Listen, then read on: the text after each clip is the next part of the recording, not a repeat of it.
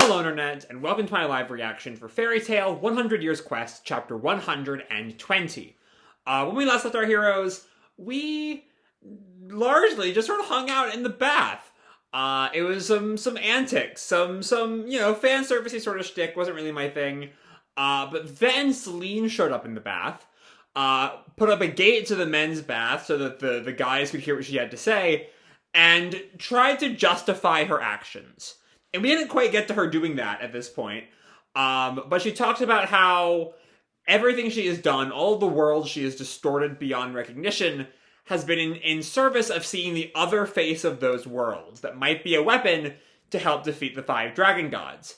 And she found that in Earthland. That had she gotten Elefseria's heart, she would have learned what that power was, or where it was, and been able to defeat them. Some of the specifics as to her motivations are still, I think, a little bit unclear, but hopefully this conversation, as it plays out, will allow us to see that. There's also some nice little I really enjoyed the tension between her and Elefseria, as both of them end up feeling like the wronged party. So yeah, with that said, let's dive right on into chapter 120, History of the Guild. I'm assuming Magia Dragon lore, though I don't think that didn't feel like what Selene was getting at last chapter. Our picture here is Lucy and Urza on like a fashion show, though Lucy is tripped and is falling over. When you're on the runway, no one takes their eyes off you. Chapter 120, History of the Guild. We open in Guiltina approximately 100 years ago.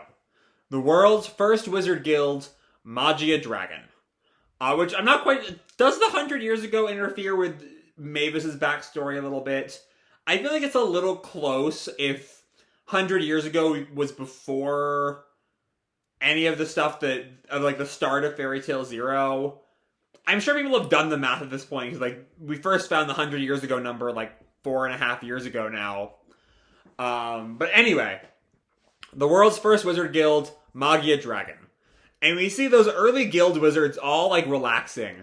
This guild is such a great place to be. Even the Inquisition officers can't touch us without a care. If you mess with one guild wizard, you mess with the whole guild. Thanks to that, the witch hunts have died down. And so we saw a little bit of this in the prologue of the first chapter of, Elefseria seeing the devastation wrought against wizards, and that's what inspired him to found the guild. And so we see all of these wizards reacting to that, to that force as being why they joined up. Now's the time we wizards band together. Isn't that right, Boss Elefseria? And Elefseria snaps, I told you to call me Master. And the wizard looks at him like he's kind of shocked at Elefseria's like kind of big-headedness. Master? But Elefseria has a point. We are not some rabble of wizards. If we don't function as an organized group, we won't be recognized as a part of society. So yeah, Elefseria, his whole thing here is like, okay, we're not just some criminals hanging out. We need to be respectable. The only way to stop persecution of wizards is to become respectable. And there are parallels to that in reality. I'm not going to really dig into them, but it's an interesting thing to look at. But the guild is shocked. The part of society. We've been persecuted all this time, but now Elefseria stops him. Everyone. You've simply yet to realize the true meaning behind this power called magic. This power is not for cursing people, nor is it for harming them. It is a power bestowed to us by the gods to help the powerless. If we don't use our power for others, there is no future for us. So here's something I'm thinking about right now, though, is how does that tie, was wizard persecution just really a big thing on Guiltina? Because we know, 400 years ago, there were wizards in Alcatacia and Ishgar that weren't hated, Irene was Queen of Dragnoth, and she was a wizard. It was all wizards studying at the temple at Mildian. It might be, 300 years along is, enough time for society to change. So I suppose that, something could have happened that kicked off some kind of persecution. I don't know. the thing about fairy tale lore is that sometimes that you get bits that are like really interesting, but also it's all kind of vague, and you sort of have to squint for it to make sense. Which, like, I've long since accepted. You know, there are large parts of this world, Guiltina especially, that feel kind of slapped on at the end. But it's still fun. It's still fun, is the point. If we don't use our power for others, there is no future for us. And the guild kind of murmurs at that notion. And Elefseria holds out a piece of paper, what ends up being, I think, the first guild request. Look here. A request has come in for us from a certain lady in the town of Sanbutsu. A request?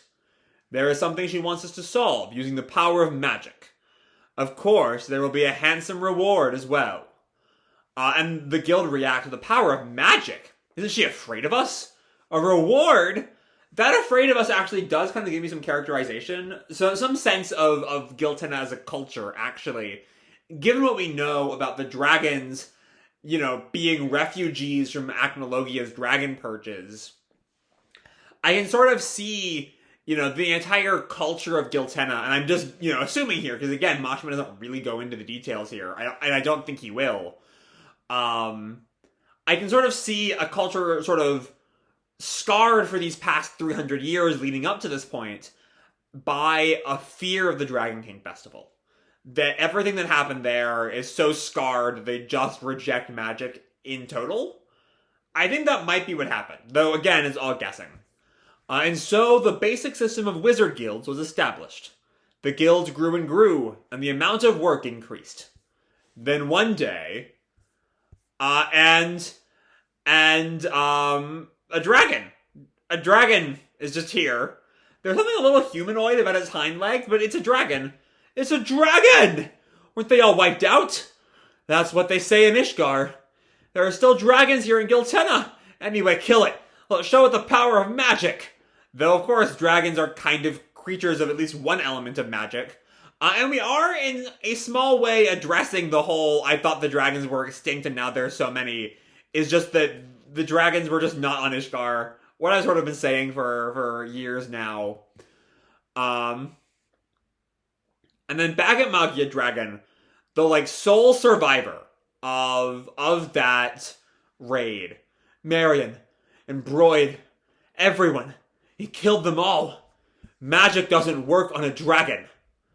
And Elefseria just, you know, sits with the pain that he's losing his friends, his trusted companions, his Nakama, to fill in, to tie into, like, the concept of you know, even in this early day of guilds, the sort of view of what guilds are and will become in the future is already here.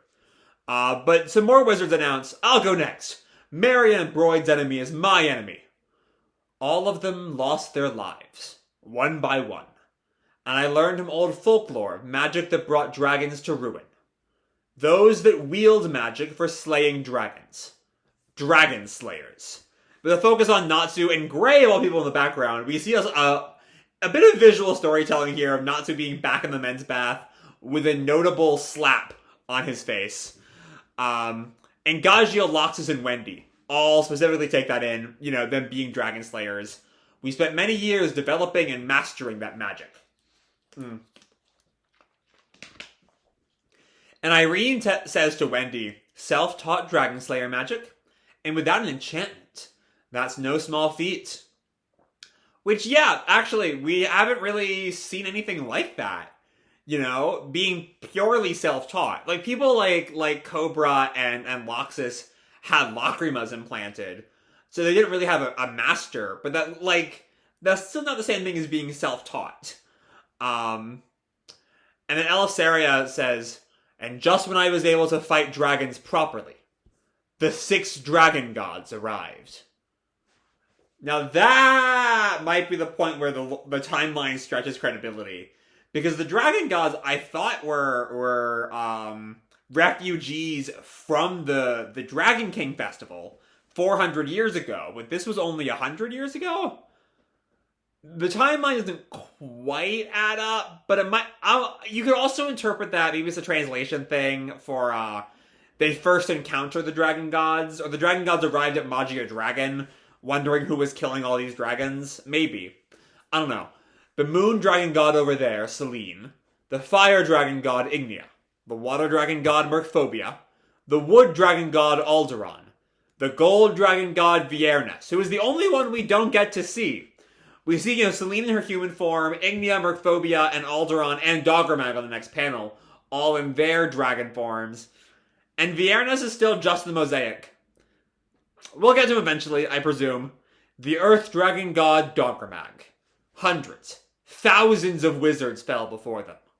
Although I managed to defeat the earth dragon god, Doggermag, it came at the cost of my heart being eaten. And even in the end, he didn't die. Having lost the strength to fight, I entrusted the task of felling the remaining 5 dragon gods to the future. Since then, no one had been able to complete it in 10 years, and it became known as a 10 years quest. Then a 20 years quest, and 50 years quest as the months passed. And so 20 years quest and 50 years quest are titles we've never really heard before. And my best reading is, outside of this quest, no quest has really taken more than 10 years. Outside of, killing the 5 dragon gods. Also, is that a silhouette of Jose in the little, wizard hat? Did Jose have a staff like that? I'm going to see if I can do a quick little search for Jose, because I feel like he might have had a staff like that. No, I'm not seeing anything about it in his wiki page. But I'm curious if we know if any of these silhouettes might be recognizable. I mean, Gildart's obviously.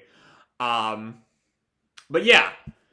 And he finishes, now it is known as a 100 years quest. And now, you wizards of fairy tale have sealed 2 of the dragon gods. And the 3rd one is right in front of me. But Selene tells him, rest assured, I will die soon. Okay. I thought her whole goal was to live as a human.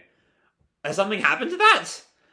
And that shocks Urza and Lucy. Huh? What? And Wendy questions, what do you mean? And Kyria snaps, but didn't you say something earlier about the healing power of dragons? And Elefseria also is stunned to learn that, as are Natsu Gray and Gajil. But Selene goes on, a wound inflicted by a dragon on another dragon can never heal. Therefore, the 5 of us all avoided the fight. Even if we were to fight, and one of us were to win, the wounds we would sustain then would never heal. Once that happens, we would be killed easily by another dragon the next time. I may appear nice and unharmed, but the wound I received from Ignia back then will soon claim my life.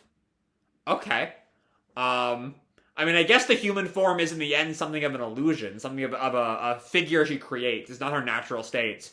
So I guess her dragon form, and being, having illusions be tied to her powers, it makes sense that she would be able to hide it. And Selene goes on, and it seems you misunderstood something. I'm quite fond of humans. And Elefseria is almost outraged to learn that. What did you say? Given all the people she killed. I've killed many people, yes. But it's not because they were human. It's because they were enemies who were after my life. Whether I'm a cat or a dragon, that's a weird little line. Can cats become dragons? That's the implication there. I mean, on some level it might tie back to, Child Natsu's theory that Happy's egg would be a dragon egg. I guess. But no, that doesn't feel right. That's not feeling what that's meant to be. Whether I'm a cat or a dragon, I did what I did to survive. I believe humans to be foolish creatures. Always fighting, always trying to stand above others. They hate and kill each other, and never able to make the most of their short lives. And yet, how far they have flourished. Their tiny little lives overflow with vitality. For all their foolishness, they still love each other and dream of the future. Aren't we dragons the same? And so we're getting at what probably should have been a theme. Honestly, there have been elements of this as being a theme as early back as Merkphobia. But has especially become a theme in the aftermath of the Labyrinth arc. as Natsu asserted that he would, like, not just kill the dragons all willy-nilly. As Natsu, Wendy, Lucy, and Gray acknowledge the fact that, yeah, it makes, even if it's terrible, the taking of a life, everyone wants to live. Everyone wants to not die, and are willing to go to great lengths to achieve that not dying. So there is an element of understandingness to her. That's why I decided, this age, the age of dragons, is over. And in this world, I wanted to live as a human. And Elefseria is still, like, stunned. I don't know if he had heard that line before, but he's stunned to hear it. And again, I want to sort of take that Age of Dragons comment in conversation with Doggermag's dying line about the Age of Man being over. It's still interesting. And we still don't quite know what Ignia's plan is. Or have any idea what Ignia's plan is. But that concept of the turning of an age seems to be an important one here. I wanted to live as a human. However, to create such a world, I needed Ignia and Viernes out of the way.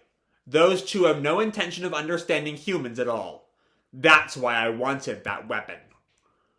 And we just sort of leave that there. The next scene is a little later in the night. And that's our first real mention of Viernes outside of just sort of existing and being the gold god dragon. So, that's something to keep an eye on. Maybe Viernes is part of Ignia's little scheme? I don't know. But we cut to that night. Sorry, but my water splashed into my eye for some reason. Damn.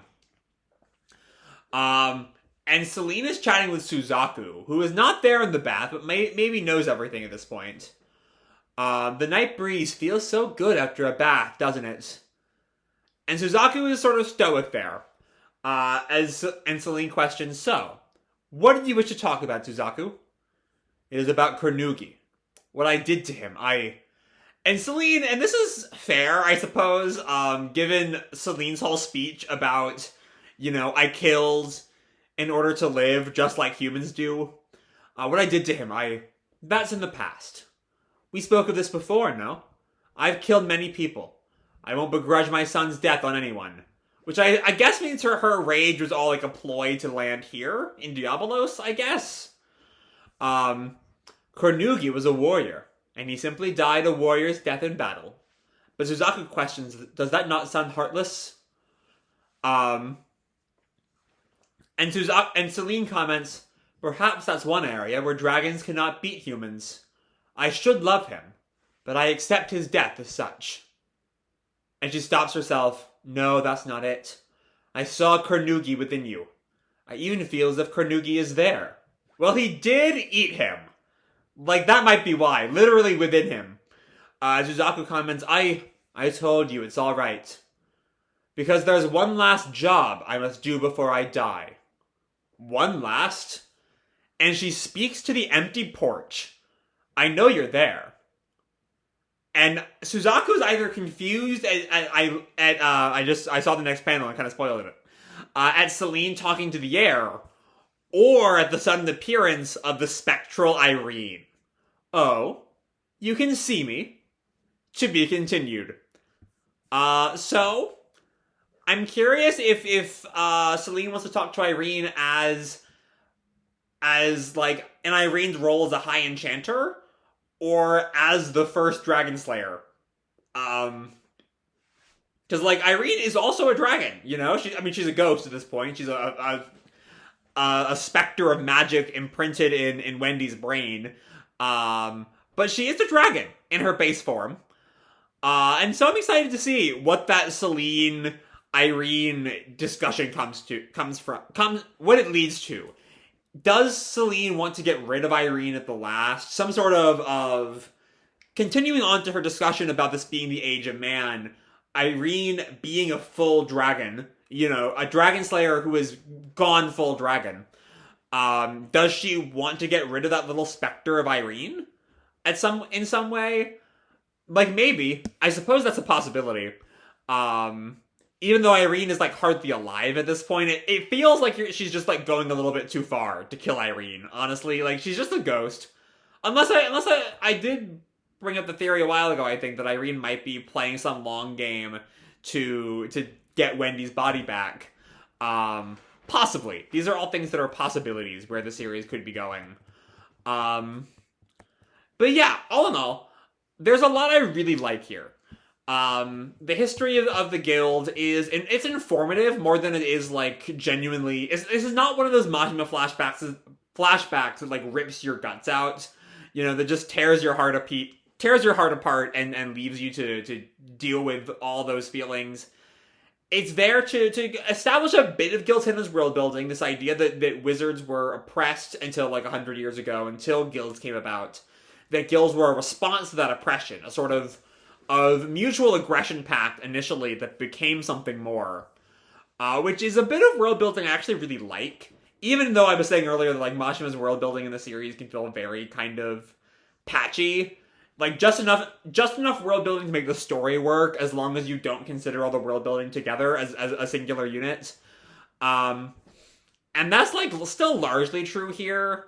But it still feels like it could work. It still feels like it all fits together.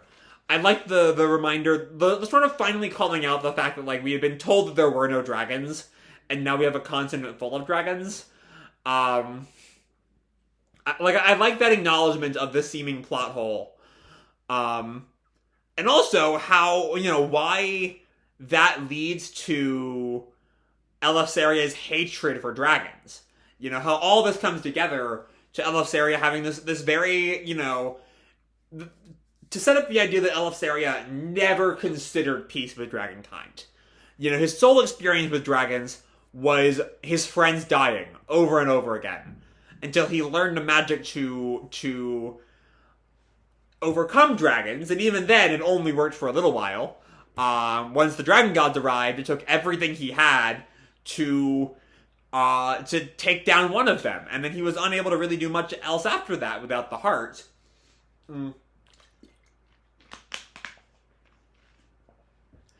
So, like, it's all nice. It all feels good, you know. But then we have Selene, who has accepted her death, and I don't know, I don't mind Selene's explanation here. Like this whole time, since Dogramag awakened, and we had to, like, accept that maybe Selene would be an ally from now on, I was wondering how Machman would try to pull it off, because it felt kind of weird, given how, like, pure evil she was presented, to try to say, oh no, we can work with her. And it's the simple desire to stay alive. You know, everything she has done has been about just not dying. And don't everyone try not to die? Like, doesn't everyone dream? Doesn't everyone have wishes for the future that require them to stay alive? Is there really that big a difference between humans and dragons? And that is sort of what this whole part of the story is trying to get at. Is that maybe the entire concept of the 100 Years Quest is, in some level, finally addressing what Merphobia should have taught us from the start. The whole quest is on some level a little morally faulty. And we're getting there. We're getting to that point. It's a nice conversation. I really liked how, you know, Elefseria's, neither Elefseria nor Selene's distrust of the other is really, neither of them are in the wrong. They both have done, you know, we see little snippets of this, that though Selene brings it up in a more direct way last time, this idea that Elefseria has been killing dragons left and right before the dragon god sort of came out of hiding and stopped him. And so it's understandable why she hates him. Because does she not deserve that same chance at life? But also, this notion that, like, death is not this big... I'm trying to find the way to describe her scene with Carnegie. The point her scene with Suzaku that she's getting at. The bit about, you know, perhaps that's one area where dragons cannot beat humans. I should love him, but I accept his death as such. Like, I don't know. Now I'm thinking about that in contrast to what she said about I want to live, I want to keep living, I want to live for the future, I don't want to die, but also I can accept my son's death. I don't know. Like I'm trying to read something into that. I'm not quite sure what I'm reading into it, but I'm definitely reading something into it. Like a kind of selfishness. The way dragons have always been sort of portrayed as greedy throughout, like, history, throughout myth and folklore, you know, that, like, she values her own well-being more than her son's on some level. I don't know. It's an interesting thing. It's something. I'm still working out my exact thoughts on that. But I'm excited to see what Selene has in store for Irene. That's the little beat here. On top of all of the sort of discussion that Selene and Elefseria bring to the table, Irene is she's been sort of hanging on the edges of the story since the Nabal fight. You know, giving advice to Wendy. But now, it looks like she'll be taking perhaps a more active role in the story. I'm excited to see how Mashima does all that going forward. So with that said, I'm going to leave this video off here. Hope you all enjoyed the chapter and the video itself. If you did, feel free to drop me a like or subscribe, or, you know, do whatever makes it happy, you know? And as always, your life is your own, okay? Bye!